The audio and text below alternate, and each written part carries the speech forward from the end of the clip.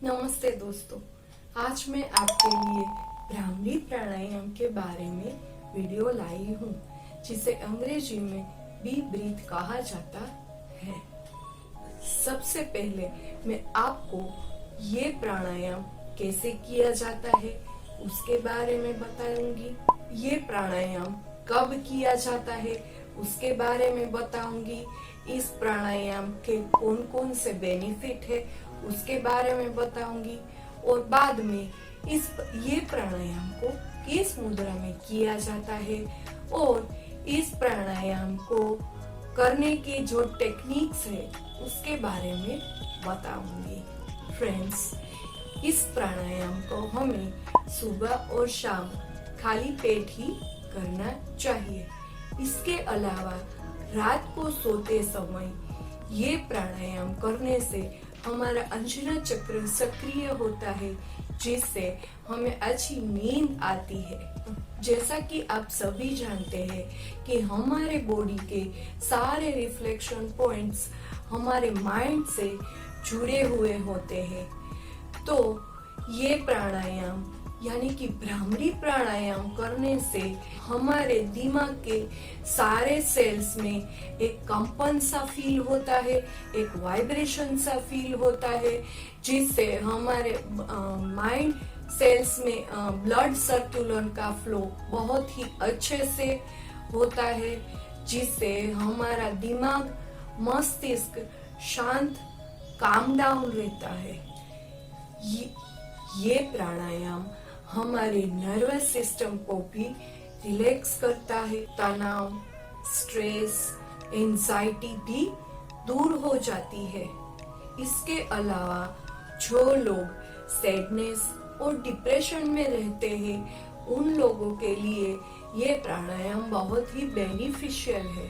अगर वो लोग ये प्राणायाम रेगुलर करे तो वो लोग ऐसी नेगेटिव फीलिंग से जल्दी से बाहर आ सकते हैं। जिन लोगों को ज्यादा से ज्यादा गुस्सा आता है उन लोगों के लिए ये प्राणायाम एक एंगर मैनेजमेंट की तरह वर्क करता है। साथ ही साथ जिन लोगों को घबराहट की फीलिंग होती है, जैसे कि पब्लिक स्पीकिंग में डर लगता हो और इंटरव्यूज के टाइम पर घबराहट होती हो, और हाँ, खास करके कई स्टूडेंट्स को एग्जाम्स के टाइम पर जो डर लगता है, पेट में तितलियां बोलती है, ऐसा भय भी दूर हो जाता है। इस प्राणायाम को हम सुखासन, पद्मासन, वज्रासन और सीधासन में बैठकर कर सकते हैं। इस प्राणायाम को हम शान मुखी मुद्रा में कर सकते हैं, जिसमें शान का मतलब होता है 6 और मुख का मतलब होता है द्वार। यह प्राणायाम में हमें हमारे बॉडी के 6 द्वारों को बंद करना है।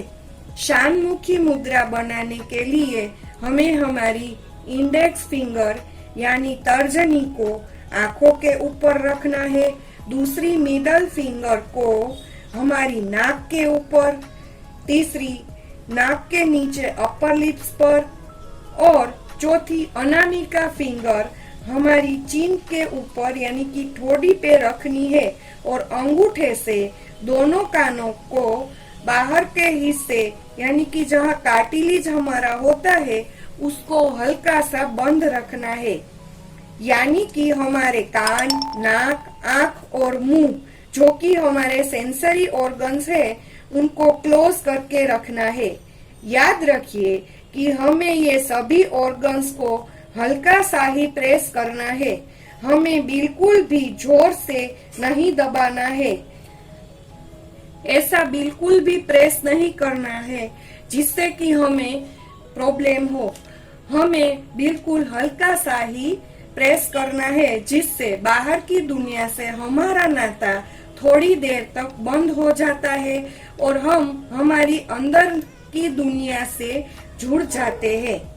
इस तरह से करने के बाद हमें अंदर से ओम का ब्रह्मनाद यानी कि ओम का उच्चारण जो कि भौरे की गूंज की तरफ होता है, वो हमिंग साउंड हमारी नासिका से निकालना है। ऐसा एक बार करके फिर से लंबी गहरी सांस भर के अंदर से ऐसा हमिंग साउंड निकालना है।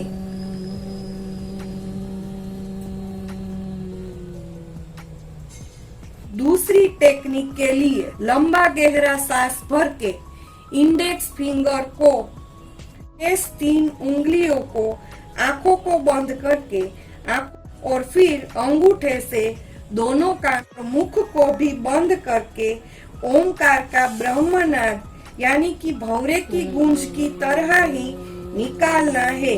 और इस नाद के रूप में फिर जब पूरा श्वास एक बार बाहर निकल जाता है तो फिर से हम लंबी गहरी सांस भरते हैं और ऐसा ही दोबारा ओम का नाद करते हैं। ऐसा कम से कम 3 बार, 5 बार, 7 बार, 10 बार, 21 बार आप कर सकते हैं। जितना भी आपको वक्त मिले तब तक आप लगातार कर सकते हैं, यानी कि 5 मिनट, 10 मिनट, 15 मिनट और यहाँ तक कि 20 मिनट तक भी आप कर सकते हैं।